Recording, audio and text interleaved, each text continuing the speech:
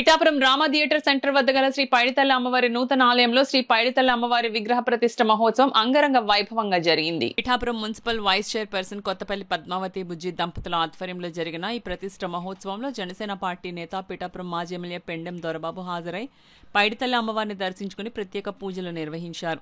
ఈ సందర్భంగా కొత్తపల్లి పద్మావతి బుజ్జి చేతుల మీదుగా మాజీ ఎమ్మెల్యే పెండెం దొరబాబును ఘనంగా సన్మానించారు. ఈ కార్యక్రమంలో రెడ్డెం జనార్దన్, బొజ్జా దొరబాబు, తుమ్మల బాబు, బాలిపల్లి రాంబాబు, మొగలి ఫణికుమార్, ఆగంటి ప్రభాకర్, కొట్టేటి రాజేష్, జవాది నాయుడు, పాలూరి రాంబాబు, కరిదుర్గా ప్రసాద్, మఠం లోవరాజు తదితరులు పాల్గొన్నారు. పిఠాపురం నియోజకవర్గం 4వ వార్డులో పిఠాపురంలో ఈ రోజున సిట్టిబల్జీ సంఘం తరపున 4వ వార్డులో కౌన్సిలర్ అయినటువంటి వైస్ చైర్మన్ అయినటువంటి మన బుజ్జి సహకారంతో వీళ్ళందరూ కలిపి పైడితల్లి అమ్మవారి గుడి నిర్మించుకోవడం, చాలా అద్భుతంగా ఆ అమ్మవారిని ఇక్కడ నెలకొల్పడం అనేది పిఠాపురం ప్రజలకి అందరికీ కూడా ఉపయోగపడే విధంగా భక్తులు ఎవరైనా సరే ఇక్కడికి అందుబాటులోకి ఉండేలాగా ఈ గుడిని అత్యంత వైభవంగా తీర్చిదిద్దడమే కాకుండా ఈ రోజున ఆ గుడిని